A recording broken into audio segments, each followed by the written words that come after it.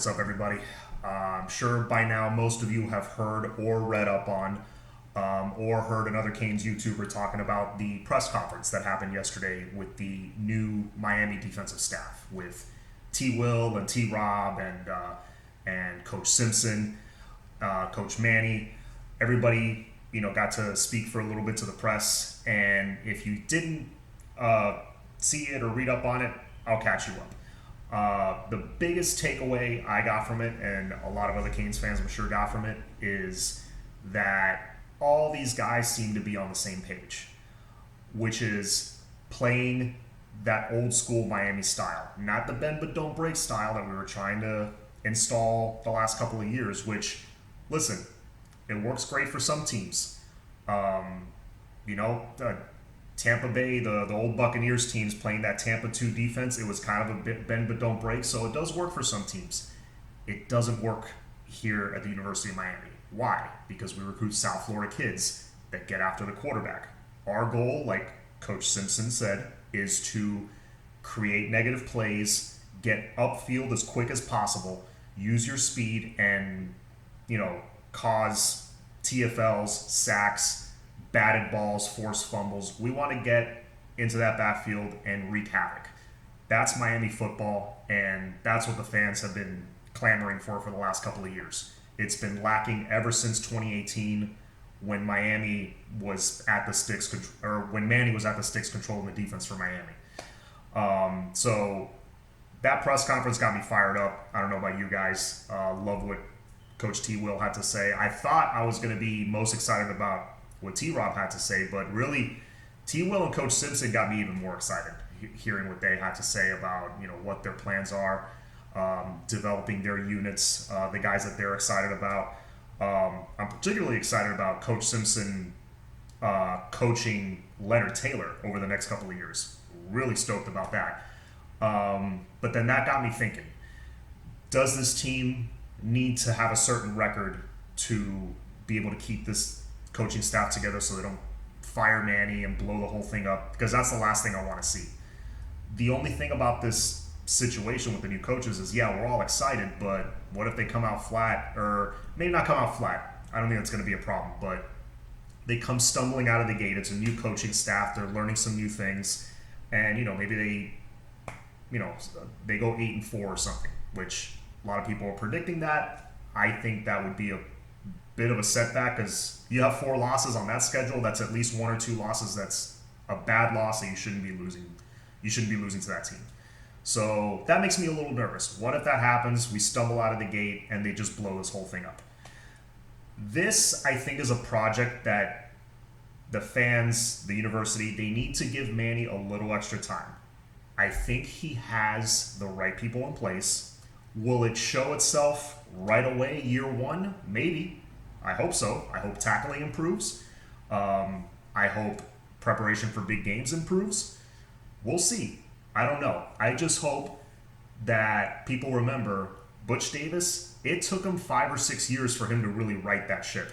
And that was without Alabama, Ohio State, and schools outside of the state of Florida cherry picking our best guys. Back then, really, it was just Florida State and Florida that we were competing with. This year, Manny has a lot more, even though he doesn't have sanctions to deal with, he has more of a daunting task, I think, than Butch did 20 years ago, 22 years ago, whatever it was. So I know nobody wants to hear this, but be patient. I want a 10-win season more than anybody, and I think there's no reason we shouldn't. But, I don't think the success of this season has to be tied solely to the record and the record alone. If we go 9-3, okay, I think it's a step in the right direction, because if you go 9-3, maybe, okay, you have 3 losses. Maybe you drop one to UNC or whatever, but, your 3 losses are really competitive. Maybe we play Bama close and we lose by 10 points or something. It all depends on that. Like, okay, how did you win your games? How did you lose your games? That needs to be taken into account. Speaking of which, I was looking at the schedule. I know it's way too early to start thinking about this, but I looked at the first 4 games. Bama, App State, Michigan State, and Central Connecticut, I believe, is the next school. No disrespect to them, but obviously that's going to be a win. Bama to kick off the season. I don't think we're winning that game. I'm saying it right now. If we pull off the upset, I will be very surprised. However, I will not be shocked if we keep that game competitive, especially in the first half. So we'll see. But I have it as a loss right now. App State. Everyone's saying that we have these tough 3 games to start the schedule. I'm sorry, but App State does not scare me one bit. Not one iota whatsoever. We should kick their ass, no question about it. And then finally, the next game number 3 of the season, will be Michigan State. I know Mel Tucker doing a good job so far. I know he's a good coach, and very likely he's going to have those boys ready to play Miami. They did go 2-5 last year in a COVID-shortened season. It was a very strange season. I'm not going to hold that against them too much. Let's see how they come, just like us. Let's see how they come out of the gate next year with a full offseason to actually prepare. Because really, Big Ten teams didn't get that chance. So that will be a little more of a challenge. But again, should be a win. There's no reason why it shouldn't. We got the better talent. We've got, in my opinion, now an all-star coaching staff that should be. All of this should be more than enough to beat a team like Michigan State. Of course, if De'Ara King is healthy by then, and we're in year 2 of Rhett Lashley's offense, they know the playbook back to front, even better.